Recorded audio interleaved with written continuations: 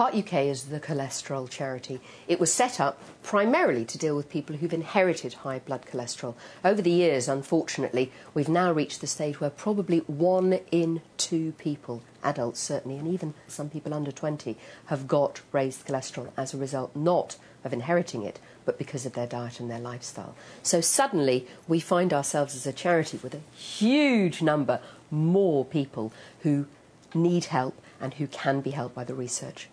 Part of our job, of course, is to improve awareness. We need to get more people on board and to be aware. So, for instance, Heart UK has just been one of the sponsors of the London Marathon. We had people running along with red laces, red bootlaces in their hair, trying to make everybody aware that high cholesterol is not just an issue for somebody else, it's an issue for everybody.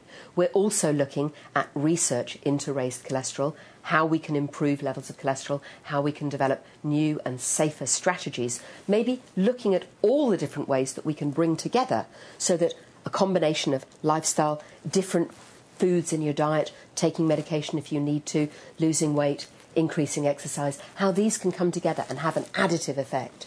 One of the biggest difficulties is that we need to tease out what factors are linked to each other because one causes the other, and which just happens to be associated.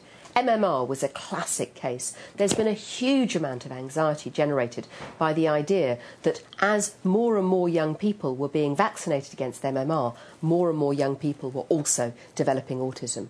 Well, actually, the two happen to be connected because, yes, both are increasing. But in fact, if you drill down and look at the research properly, you'll see that having one does not cause the other. Indeed, you might just as well say that eating chocolate cake is associated with autism, because the more children eat chocolate cake or eat unhealthy foods under the age of 1, so the number of people suffering from autism goes up. The fact is that good research will tease out factors which just happen to be connected by coincidence and factors which are actually linked to each other, where one will cause the other. That means that we can work out whether a treatment will reduce the risk of the condition that we're trying to treat.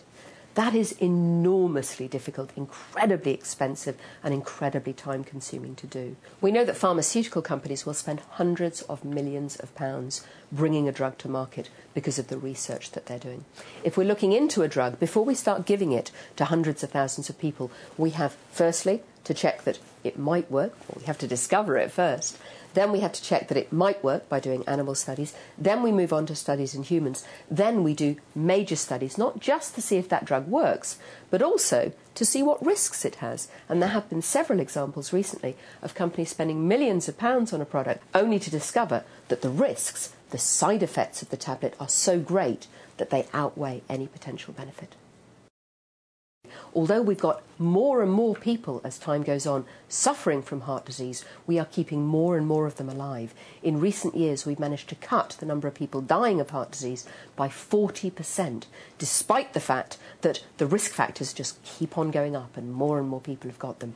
So we are making huge strides in terms of research, in terms of developing new treatment. What we need to keep working with, though, is to get people to understand that heart disease is not somebody else's problem. It's theirs.